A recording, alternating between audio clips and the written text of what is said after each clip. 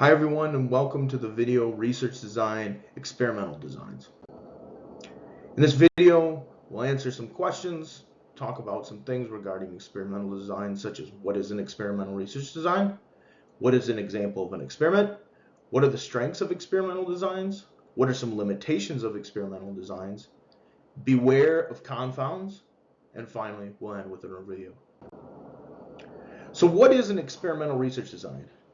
An experiment is a research design characterized by random assignment of participants to conditions and manipulation of an independent variable. You should all know the two key criteria that make an experimental research design are random assignment and manipulation of an independent variable. If a research design does not include random assignment, it is not an experimental research design. So know for sure an experimental research design is characterized by random assignment of participants to conditions and manipulation of an independent variable. Random assignment is after we have gathered our research participants, we randomly place them into groups.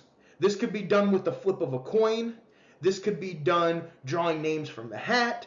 It doesn't matter. What it says is that everybody all the participants have the same exact chance of being assigned randomly to any of the groups. So, we go through the list. Okay, here's participant number 1, flip a coin. Heads, they go into the experimental group. Tails, they go into the control group. So flip a coin, heads, okay, let's go. You're going into the experimental group.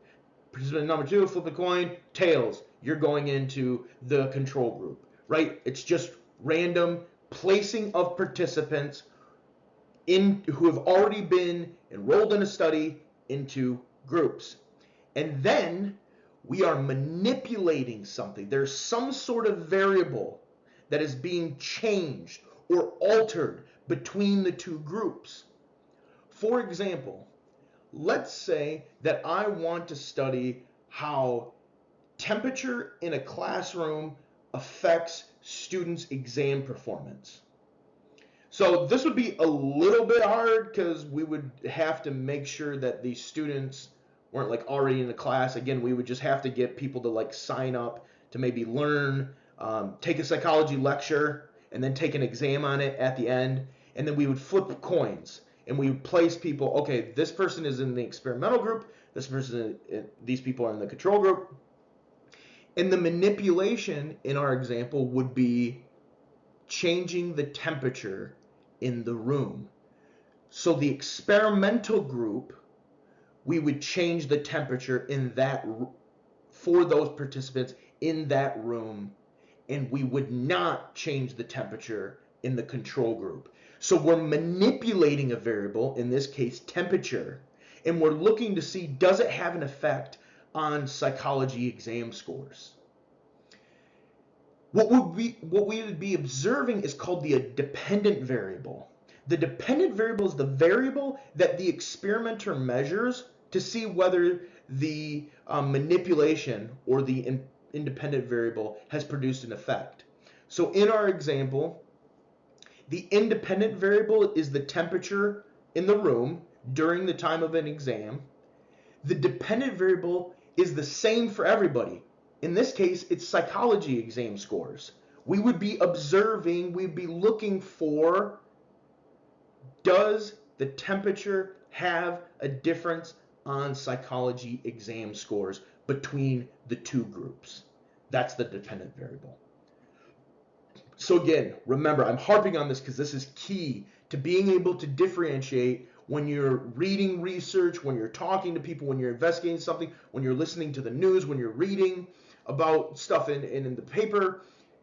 An experimental design is by definition characterized by random assignment of participants to groups and the manipulation of an independent variable. We just did the one example with psychology exam scores and heat in a room or the temperature of a room.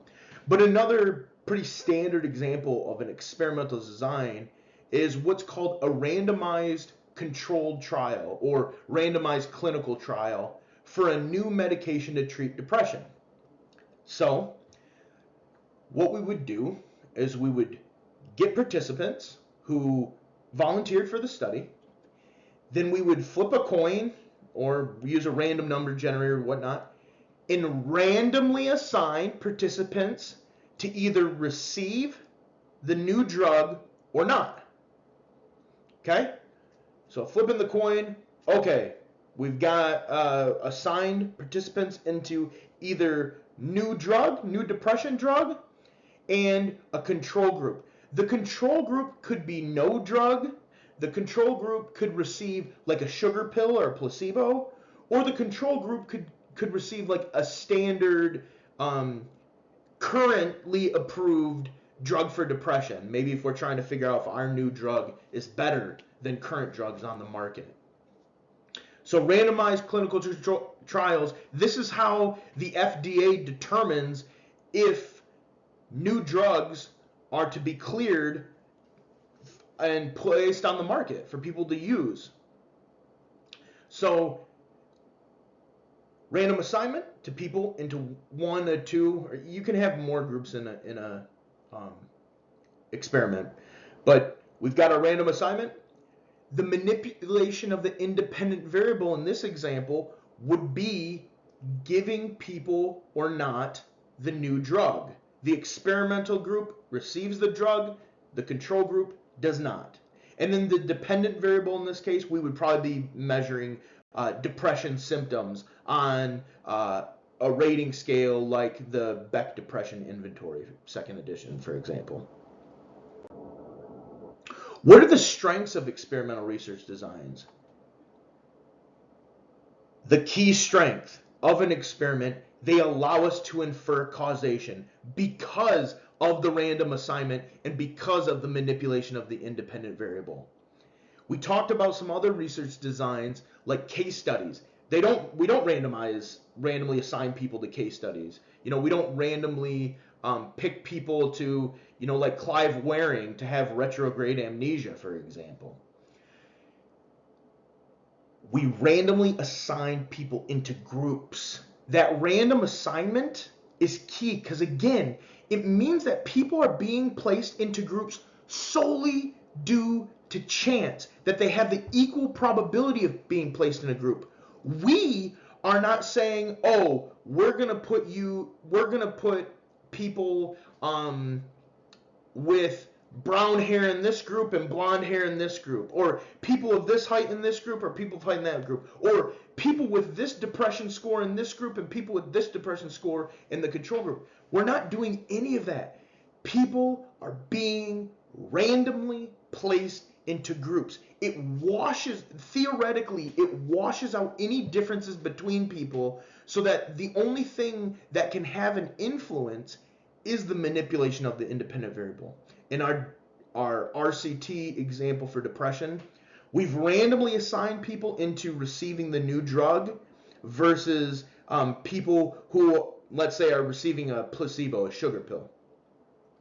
We've randomly assigned them. So that means these groups theoretically are equal. They're not different due to age, gender, sexual orientation, any of these kinds of things. Like that, they should be pretty similar. They should be balanced. And the only difference between the groups is the new drug.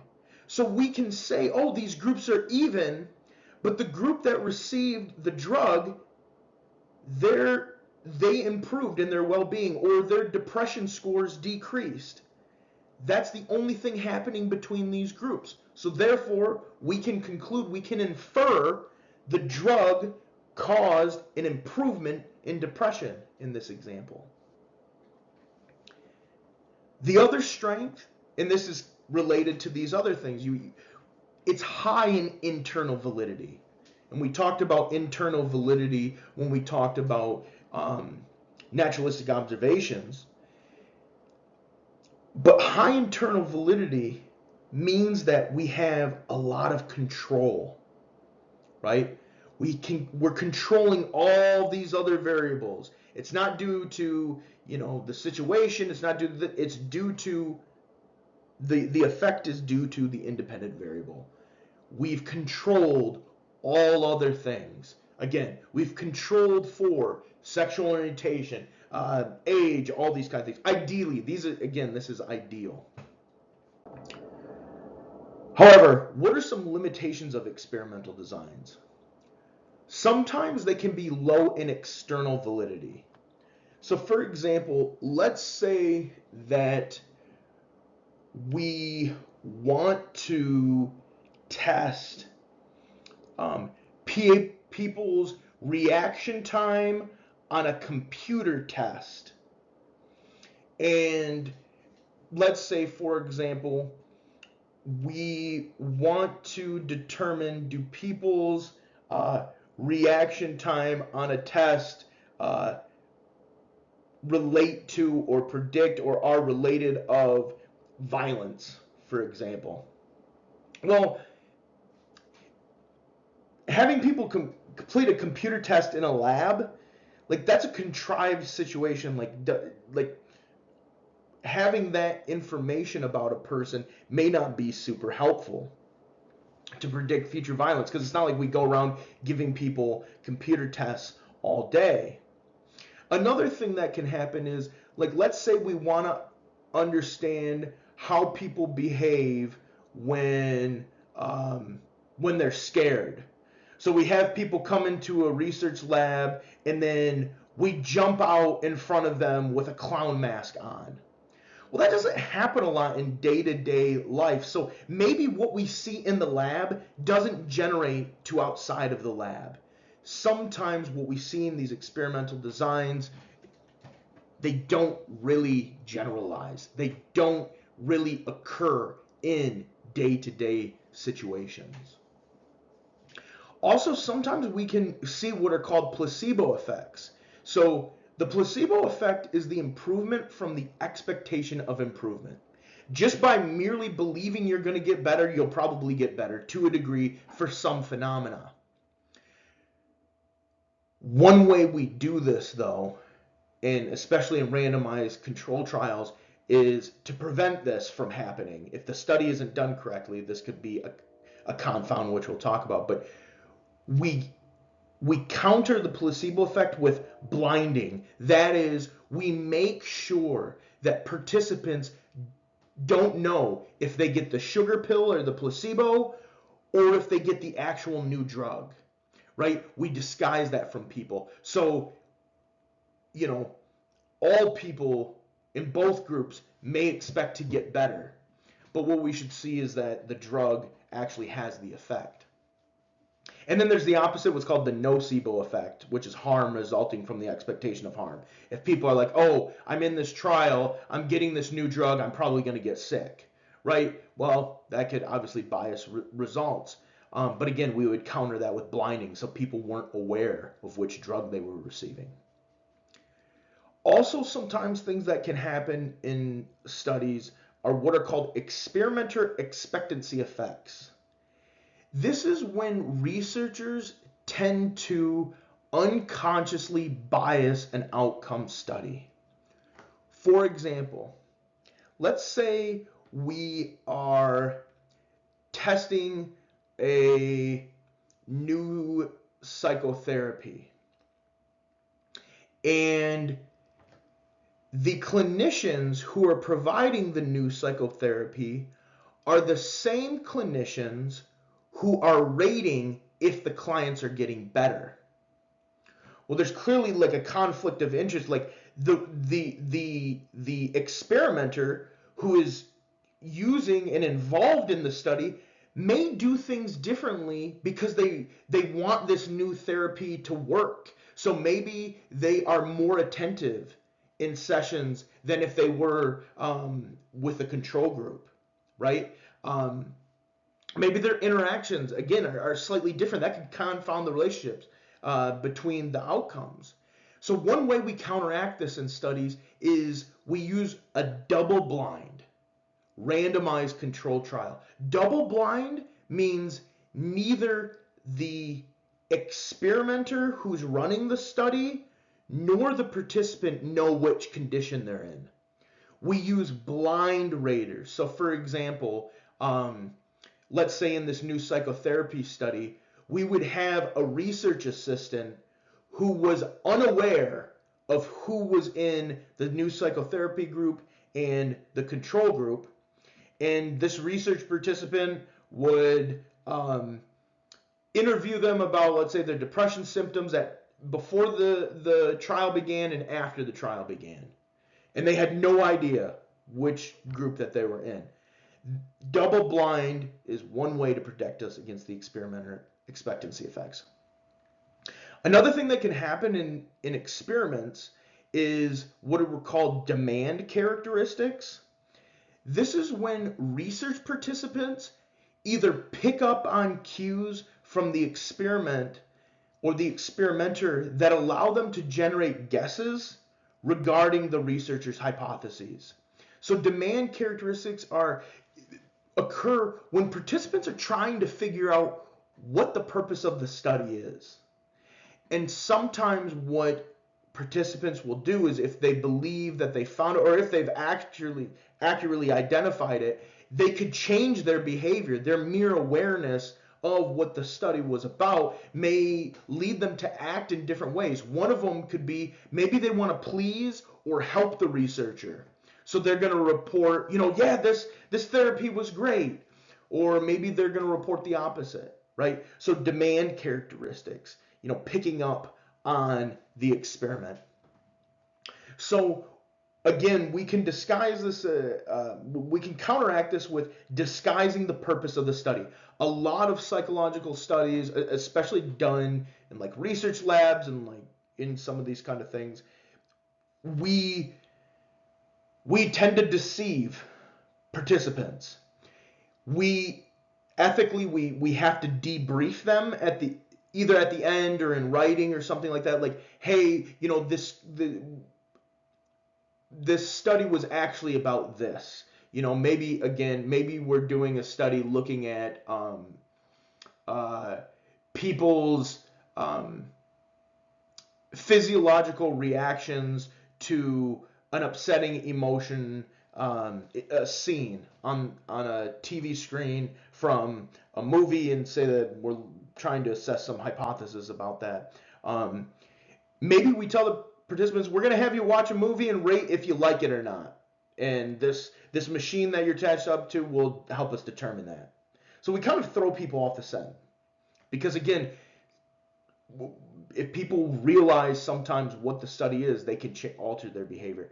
Also, something that we do is, like, sometimes on rating scales, we'll put in like filler items that we're not like really interested in knowing the answer to certain questions, but we'll put them throughout various questionnaires to see how people respond, to kind of like throw people off the scent. So those are some ways to kind of balance against that. Beware of confounds. So confounds are any difference between the experimental and control groups aside from the independent variable. Confounds make determining the independent variable's effect uninterpretable. So for example, let's say patients who received an antidepressant also received psychotherapy not received by the control group. So let's say that, we're studying our new drug, but the participants who are in the new drug group are also getting psychotherapy, and the control group is getting neither. Well, we can't be sure that the new drug caused improvement. Maybe it was the psychotherapy. The psychotherapy would be the confound. So in studies, we want to make sure that they're controlling for confounds. You want to look for, were there other differences besides the independent variable in the research study? So in review, an experiment is a research design characterized by random assignment by participants to conditions and manipulation of an independent variable. We talked about an example of testing a new depression medication, or the effects of the independent variable of increased temperature in an exam room and its effects on psychology exam scores. Strengths, the key strength that you should know is that the experimental research designs allow us to infer causation. They have high internal validity. We have a lot of control. We can be fairly sure about causation. Limitations, placebo effect. If people believe that they're going to get better, they tend to get better. So we tend to counterbalance that by blinding participants, making them unaware of what condition they're in. The nocebo effect is the opposite, expecting to experience harm. And then we have experimenter effects, that we need to be aware of. Is the experimenter unintentionally influencing the study? And then we can counter that using a double-blind study, double-blind design where the researcher is unaware of what condition the participant is in. Then we have demand characteristics. Again, if clients are trying to figure out how a study is being done, what the hypothesis is, they may alter their behavior. And confounds are any difference between the experimental and control groups aside from the independent variable. Like our example of testing a new antidepressant, and we find out that the experimental group was receiving the new antidepressant but also receiving therapy, and the control group was only receiving the placebo. They weren't receiving the psychotherapy. So if both groups get better, or if the depression medication group gets better, we can't be sure that it's due to the medication alone. Maybe it was due to the psychotherapy. So thank you for watching this lecture. Please send me emails with questions or comments. Thank you.